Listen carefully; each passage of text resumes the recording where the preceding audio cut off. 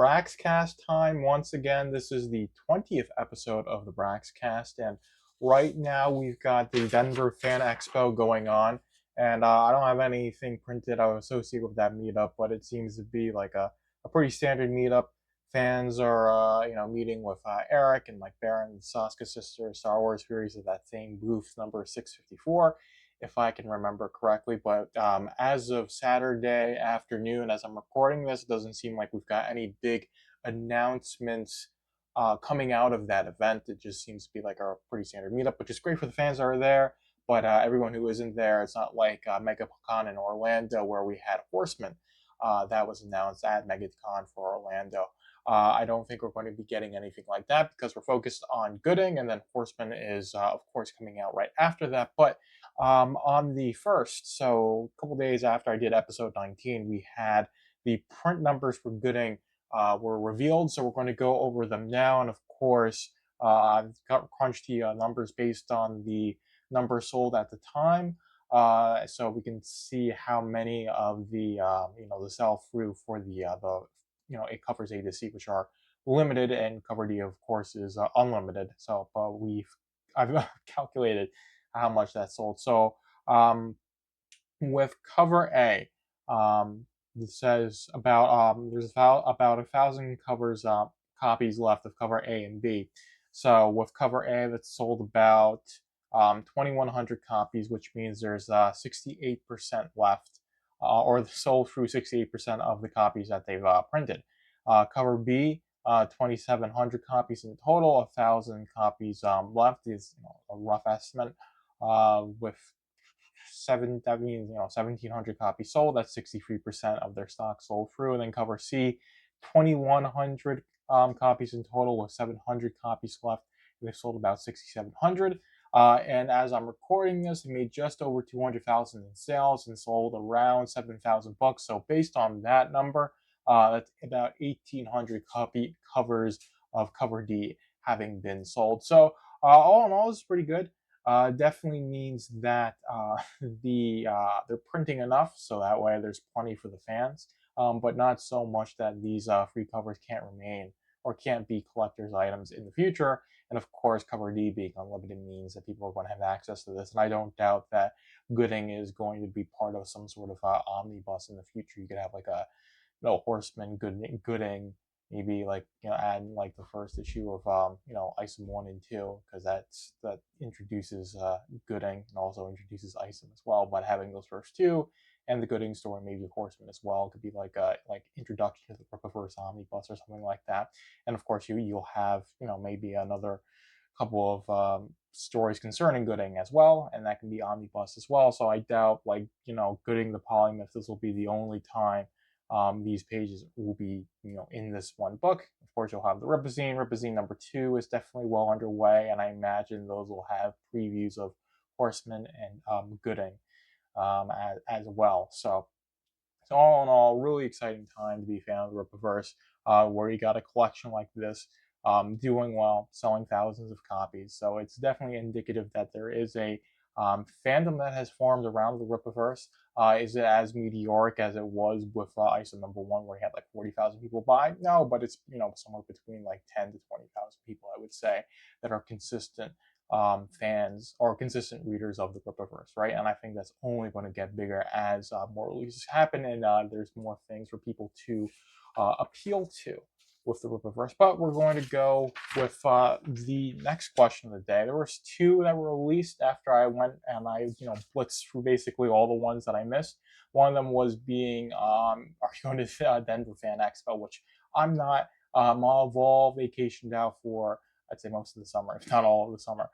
So I am not doing Denver Fan Expo. A lot of people aren't, but Mike Barron, the Saskas are there. Eric July is there as well. So I'm sure that's an exciting event. Like I said, I don't think we're getting any announcements. I think if they were going to announce anything, it would have happened either Thursday or Friday. I could be wrong. I could upload this in like 10 minutes after I uploaded this. There's some new book announced, or we get the release date for Blood Roof or something like that. But do I think we'll get a new IP? Probably not. They'll probably just announce the date of Blood Roof or Isom 3 or something like that. which would still be really exciting to like when those anticipated books are coming out. But we do have this one question of the day. What are some other states and countries you'd like to see in the Rippaverse? So I think Japan would be a really interesting place of growing countries, of course. So you've got Common America, this iconic comics. Um, I'd say that's like the foundation of their whole like iconic comics verse. Soul Finder is attached to that as well, and I think Black Ops is as well. But Common America is definitely what they've invested the most in, and that has a big fan base in Japan. And a lot of the question is like, why do they have that big fan base in Japan? It's because what Common America is, when common is the Japanese word for mask, right? But you've got Kimiko in that series. She's a Japanese character, so there's a lot of you know reason for Japanese people get attached to a character like that. And, it's her setting as well. So there is that, and it's also much takes a lot more cues from manga than the Rippaverse does, which is why people like it. So having stuff that takes place in Japan, having Japanese characters, like again, and Shinto is just such an interesting mythology. So you could definitely do a lot of characters that are like Shinto mythologies, and that can like cross over with Bloodroof and Valadon and Takari. So that'd be really interesting to see. So I mean, basically, you could even like China, Korea. Basically, any of these East Asian countries would be very interesting to have characters, and also give this like truly global feel to the Rippaverse if you have those stories. And then like some things from Forest Park, man, it should be relevant to like Tokyo, Japan. Would that that'd be a hard thing to pull off? But you get a writer like Mike Barron or Chuck Dixon, you have access to writing talent like that. I'm sure one of those guys or someone who's on par would be able to figure out how to do that, and then you can just continue that story from there. So I definitely think Japan, China. But if we're talking about the U.S., I think having like a New Englander character would be pretty interesting. Someone who's representing the Upper East Coast, having like their version of New York addressed as well by that character. So it doesn't necessarily have to be like we have like a character in New York, a character in Massachusetts, a character in Maine, just like one character that covers like New England and let's say I forget, like it's like the Mid East is probably the best way to put it. Not quite the South, like New York, Pennsylvania, New Jersey, that tri-state area, as well as New England, could probably be covered by one character, like one group that operates. Like you could have like an Alpha Core that's operating out of New York City or Boston, and they would be doing stuff that's like all over, right? That'd be a really interesting thing for the Rippaverse to do as well. And if like the Alpha Core run into these people, or they call them in for backup for like some big event that happens, so you could introduce these characters and have crossovers between them, be events as well. So there's a lot of stuff you can do when you're asking if you want to expand the Rippaverse outside of Forest Park, Texas, which is where it really is focused on now. It's where the characters being built up. ISA 1 and 2 takes place in and around Forest Park. Goodyng seems to be the same way as well. Of course, Yaira takes place, I guess I can talk spoilers for Yaira. She does end up in Iceland and all over the place, but it starts in a lot of it centered around Forest Park.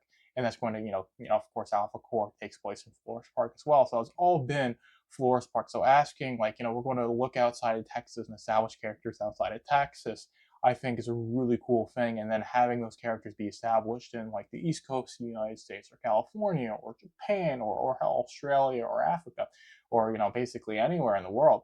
And then having those characters cross over could be really cool big events for the Rippaverse. So this is definitely a very interesting thing to talk about, to think about. And if you're watching this or listening to this, comment below. I'd love to hear what your ideas are for, because I can go on all day. But I think in terms of countries, Japan or an East Asian country, and since I am from New York, I'm going to show that like little shameless sectionalism. I'd say having like a New York character, seeing like how Rippaverse's take on New York City or Boston, one of those big East Coast cities, would be a really cool thing. And having like a group like the Alpha Core operating in like a New York or a Boston would be a really cool thing as well. And then having an event be a crossover between that group and the Alpha Core would also be something that I would definitely be first in line for the pre-order. But that is it for this section of the Braxcast. I definitely want to go over the website some more. So in the last episode, I covered the website, and there was 2 tabs of it. The Discover section. That's what I want to go over the most. So we're going to go to the desktop recording setup and cover that now. Hello, this is the web section of this episode of the Braxcast. We did this last time where I went over through the the store, the Goodyng collection, the comics, the characters, but I forgot to go through this Discover section. So I want to do that now. So first, with the Discover section, we got news, we got fan art, we got videos. Also, we'll cover the About section as well. So yes, we are going to go with the news. So you've got basically the latest news posted here. So some of this stuff is just like informative, like the new website. Stuff like this is mastering comic marketing, how to start writing. So it's more like not less than like informative of timely information, more like just general like tutorials and guides. And then you've got stuff like interviews behind the panels, and then again more stuff that's along the lines of just like news, like the statue being released. So all these news articles are in one convenient place, and then you can go by book releases, campaigns, merch, social updates. So it's a pretty basic news section, but I definitely wanted to mention it's the Pigeon Press, of course, playing into that pigeon meme that we've got. So next we're going to fan art. So we've got the free fan art contests that we've had so far associated with the campaigns. Campaigns Rise 1 and 2 had the fan art contest. Yaira number 1 had a fan art contest. This can load. So this is all the fan art for Yaira. And they haven't updated it with the winners even though they've been announced. So if we go back, and then we go to Isom number 1's fan art contest, you can see it has the winner and then the runner-ups as well, and then goes down to all the entries, which all these are definitely good bits of fan art, but you got the winners here, but that's not been updated for Yaira, so it's a little bit of a disappointment. And then next we've got the video section. So we've got videos right here. So basically all of the videos that have been released associated with the Rippaverse are here, and then I'm not going to play the audio, but it just brings you to the YouTube link of these, I believe. So it's a nice place to have all those in one place. Now I think if you see this drop down menu here, you've got news, fan art, videos, which we just went over. Having a community tab that has a forum for the non-max, right? If you're just a free member, you're just buying the books, and you have at least one purchase associated with your account. I think you should be able to get into the base community, and then having a place for the ultra max and the mid max, basically anyone who's a Rippaverse member, right? Having their own little section, right? I got one comment, I think it was American Texan, if I'm getting your name correctly, who wanted some place for the ultra max. So I think having one for basically anyone who's paying in general, I think would be a great thing, even at that $5 tier. So having those two nestled under like one tab here, community, I think would be a fantastic thing to do. And then in that community tab, you can have those two forums, the free member forum, the paid member forum, and then having a place where you have stuff like this video tabs, but instead of just doing stuff from Rippaverse Comics, right, you have stuff from the community, because there's plenty of people in this community who make reviews and talk about the Rippaverse. So, and I did remember Eric saying wanting to have a place in the site that could funnel traffic to that content. So I think having a community tab can have that, and the forum as well, where you can have a great place for people to interact, and of course you can have the staff of Rippaverse Comics on there as well. So I think having their own forum system is definitely something that should be done. And then the About section, it's got this Meet the Team. Basically, I think Igor does all these drawings for the staff. So and they're all really nice. So basically, just going and you can. I think you can click on any one of these, and it'll give you a little description of who they are. And then there's this About Us section, and this has the code of ethics, right? So this code of ethics that's in every single Rippaverse book. It's usually in the front cover. That's the interior front cover. is where that is, or like one of those first pages. It has this code of ethics, and it was on the old website. It was definitely a lot longer, but this is basically just the main bullet points with a sentence for each. So I think this is much more slick. Of course, you got this cool art of Yaira done by Cannon White, and again, you've got this AlphaCore art done by Cannon White. So this is all presented very well, and gives you a very good overview of what the Rippaverse is about and what their commitments are in terms of the comic book company. So I definitely think this is great stuff. But like I said, the Discover tab can have a community section added in, and I think if that has everything I talked about, and a free forum, or for people who have an account and have purchased at least one of the books, as a good way for you're someone who actually wants to be part of the community as a reader and a fan of the Rippaverse, and some place in another forum for the max, for the members, and then having within that a video section for people for community made content, and it can also be written stuff as well. I think you can have that, and if you have that community section, I think that's going to be really what I want from the website. And then of course you can always add more stuff to that community tab as more ideas come about, and as more they've got more ability to do stuff, like live streams and watch parties if Rippaverse Studios does any long form stuff as well. So there's a lot of stuff you can do with this website, and I definitely wanted to go over that last little bit. And the help section, just the contact us, if you want to put in a ticket. And of course, if you're a retailer, you got a local comic book shop, they're not doing the best these days, but if you are a retailer interested in selling Rippaverse merchandise, whether that be the books or the clothing or the hats or the statue, you can go through this portal and make a request, and Rippaverse will ship you merchandise for you to sell, definitely at discounted rates because you're buying in bulk, although you'd have to be a retailer to get those prices. Right?